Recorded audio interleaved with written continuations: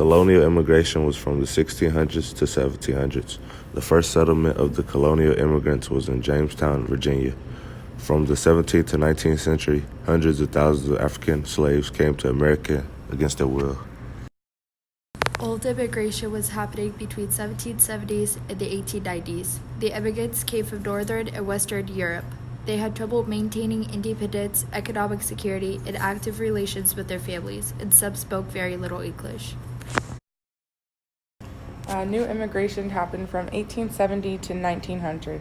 Immigrants came from Southern and Eastern Europe, and the more controversial immigrants were from Asia and Latin America.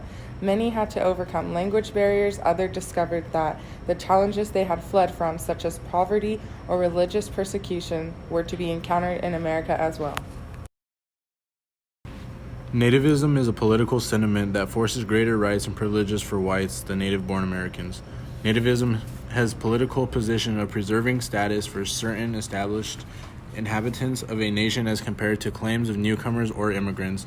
It was characterized by opposition to immigration based on fears that the immigrants will distract or spoil existing cultural values. The native of nativism refers to those descended from the inhabitants of the original 13 colonies. Nativism has held sway in the mid-19th century politics because of the large inflows of immigrants from cultures that were somewhat different from existing American culture. Nativists objected primarily to Irish Roman Catholics because of their loyalty to the Pope, also because of their supposed rejection of the republicanism as an American ideal. Alabama Know Nothing demanded that state legislators prevent foreigners from voting, and that the federal government discourage immigration by modifying existing naturalization laws to make it difficult to obtain American citizenship. William Russell Smith urged states to bar non-citizens from voting and the federal government to discourage immigration by refusing passports to paupers, criminals, and the sick. At the meeting of the American Party in Mobile, Southern Know-Nothings readily adopted Sections 5 and 6, which demanded a radical revision of existing naturalization laws and called for state legislators to ban non-naturalized foreigners from voting. The Chinese suffered the most brutal treatment of all newcomers at the hands of employers and other laborers.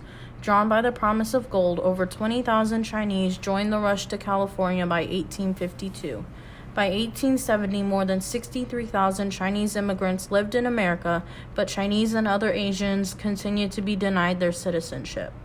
Congress passed the Chinese Exclusion Act in 1882, effectively barring Chinese immigration and setting a precedent for a further immigration restriction. This led to a sharp drop in the Chinese population from 105,465 people in 1880 to 89,863 people in 1900, because Chinese immigrants, overwhelmingly male, did not have families to sustain their population. The National Origins Act, also known as the Immigration Act of 1924, did more than just limit immigration to the United States. It set up a system that attempted to shape the immigrant communities that would be allowed to come. Essentially, it was an attempt at social engineering, admitting immigrants from acceptable nations and not admitting those deemed unacceptable, in an attempt to keep the American population as homogeneous as possible. There were two classifications of immigrants, quota and non-quota. Quota were from any other nation. Non-quota were those from the Western Hemisphere. The impact was to exclude the main source of the growing industrial workforce. The National Origins Act specified that no persons ineligible for citizenship would be admitted to the United States. The National Origins Act of 1924 had two central themes that characterized immigration policy for most of the 20th century. First, it privileged North and South American as well as Northern and Western European immigrants over Southern and Eastern Europeans. Second, it completely eliminated immigration from Asian nations such as Japan and China. Melting pot theory is the idea that even though the immigrants come from different countries, once they come to America, they will be able to incorporate within society without a problem, transforming the races of Europe into one race of white Americans. Issues with this are that those people of different ethnicity had to get rid of undesirable parts of their culture to fit in, so eventually their cultural identity would become American, not Irish or German, etc.